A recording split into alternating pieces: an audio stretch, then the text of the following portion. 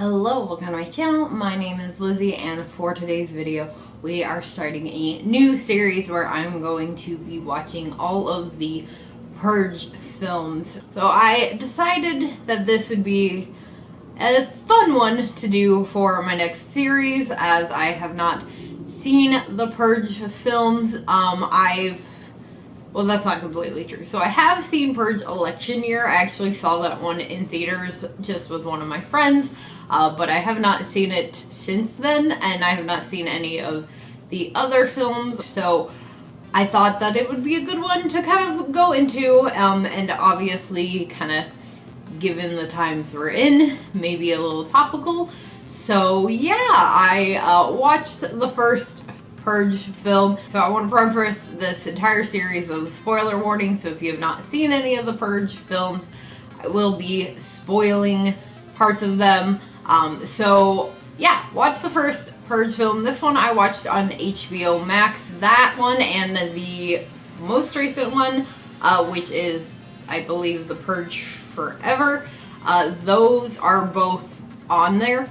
The rest of them aren't, which is actually kind of really annoying, but I'm going to be probably most likely just renting them through like Amazon Prime or wherever I can find them to watch. So I'll let you know where I watch them as we go along. So yes, I watched the first one on HBO Max, and it was very interesting going into this one because obviously I have somewhat of an idea of what the Purge films are about.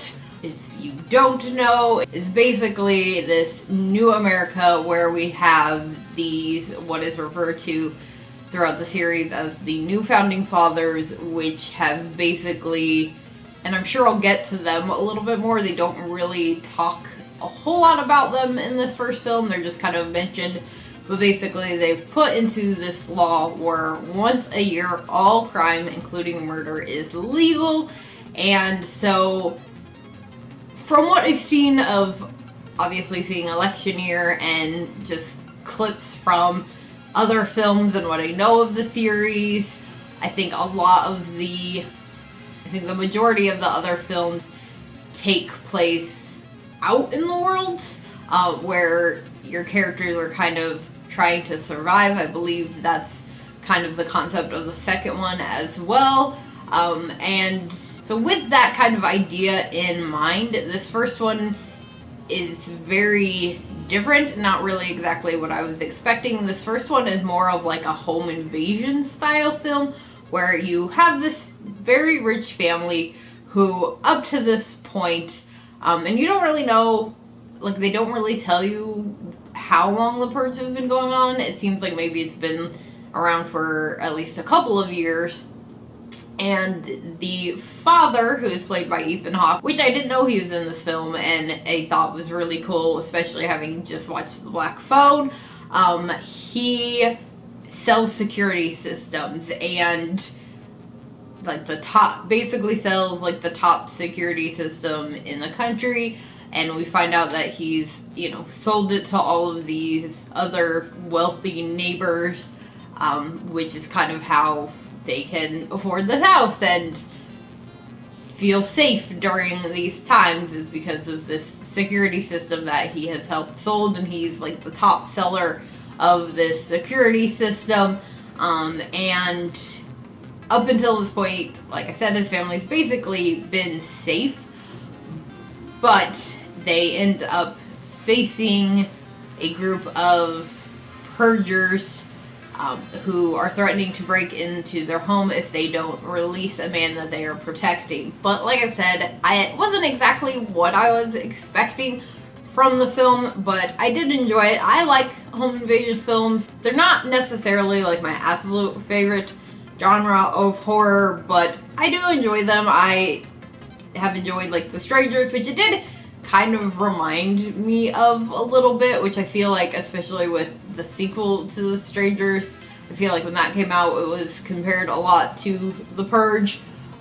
They definitely have a very similar vibe of, home invasion and these characters that are wearing masks, except for the leader in this one is not wearing a mask, which I think also adds a super creepy vibe to it that everyone else during the Purge tends to wear masks, which is also, I guess, a very interesting concept given the fact that the crime is legal. Like, you're not going to be arrested just because people see who you are, but I kind of understand, like, wanting to maybe protect your identity a little bit for outside of when the Purge is over, I suppose, or just trying to protect yourself, which I think is something that is addressed in later on films. I do think some of the characters kind of address that during election year, if I recall correctly, but we'll see, and I'm sure I will tackle that further on down the road. I really like the cast of this film. Like I said, Ethan Hawke plays the father in this, which is really cool. He does a fantastic job as always. And then you have Lena Headey, I believe is how you pronounce her name. She is probably most known for being in the Game of Thrones series, I believe. She's been in a bunch of other stuff as well, but I feel like that's probably where most people would know her from. I definitely was like trying to figure out where I recognized her from until I looked it up. But the family dynamic in this film is makes for it to be very interesting, and kind of struggle a little bit with supporting this family because, and this is brought up later on in the film, that they are a family that has benefited from the father selling the security system to his neighbors and others, and they have benefited greatly from the Purge because of that, and so, and also, like, the father makes some quite questionable choices throughout this film, but he does it in the sake of protecting his family, so you kind of feel for them in that. There were some parts about this film that I wasn't a huge fan of. Like, there's this whole kind of part within the beginning of the film about the daughter who, they don't even really age her in the film. I actually ended up having to look it up. Is she supposed to be 15? Like, they put her in this schoolgirl uniform, which is also questionable as well. I guess an attempt to make her look younger, but the actress who plays her really doesn't look that young. She looks like she's in her older teens, but there's this whole part about, like, her and her boyfriend, who is supposed to be, like, 18 years old, and their dad being, like, mad about that relationship, and it seems like it's gonna be a much bigger part of the film, and it's really not. The boyfriend is pretty much killed off pretty early on in the film, and so that whole, like, concept just kind of goes out the window, and then, like, you don't really understand, like, the boyfriend attempts to kill her father, and that's not really addressed. Like, you kind of gather that he's doing it because, again, this is Purge times, and the father is trying to stand in between them, but the boyfriend, like, and obviously the boyfriend's, like, creeped. Like, he's supposed to be an 18-year-old who's dating a 15-year-old. He's supposed to not be a good guy, obviously, so him turning to kill the father, but it's just, like, a really weird part of the film that I felt like was really unnecessary and didn't really, like, drive the story, because even after the boyfriend is, and he's accidentally killed, like, it really doesn't, like, come up again. It doesn't really further the story or the dynamic between the characters. Like, other characters come into play more so, but I liked the rest of the film and kind of the rest of everything that was happening.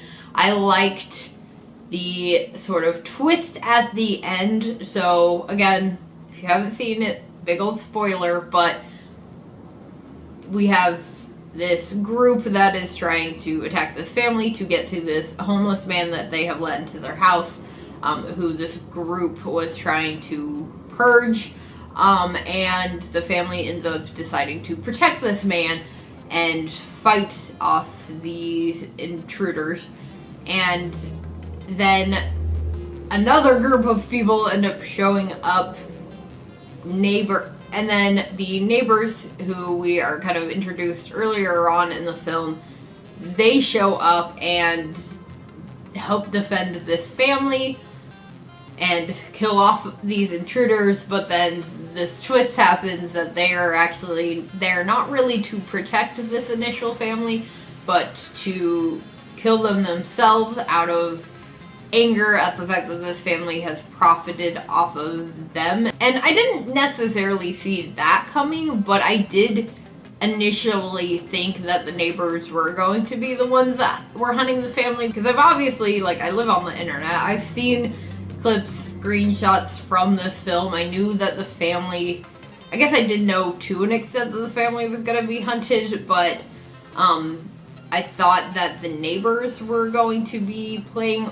more of a part. Like, I thought that they were really going to be the ones, like, coming for the family throughout the entire film, not just, like, to the end. But I still like that just because I really kind of enjoyed how those scenes play out. In the very end, they're brought together. This kind of initial family ends up being protected by this homeless man. He doesn't have a name, like, that's what he is throughout the film, from their neighbors, and so they're all just kind of, like, forced to sit and wait out the rest of the purge. And a very funny scene happens between Mary, the mother, and Grace, this fucking obnoxious, pretentious neighbor, and I loved that moment, and I thought that that was really funny, and I did end up kind of enjoying how the film ended, and I thought that it was very interesting. And it's very interesting to think that in this world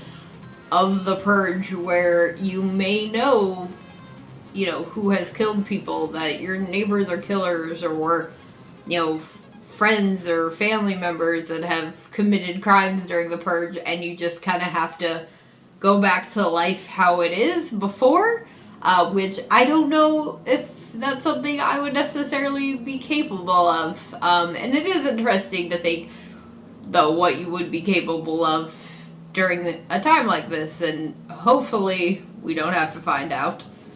But who knows, the state we're in as is. But yeah, I liked the film. I thought it was good. I wouldn't necessarily say that this is by no means like an absolute new favorite horror film, or will be a new favorite franchise, but I am excited and interested to see how the rest of the series plays out, just because, you know, I've heard good and bad things. So, of course, I will be back with watching the sequel, which I believe is The Purge Anarchy, and I'm excited to watch that. Let me know in the comments below which Purge film is your favorite. If you did enjoy this, please do give it a big old thumbs up, and make sure that you hit that subscribe button for more horror-related content, and I will see you all again later with another video. Bye!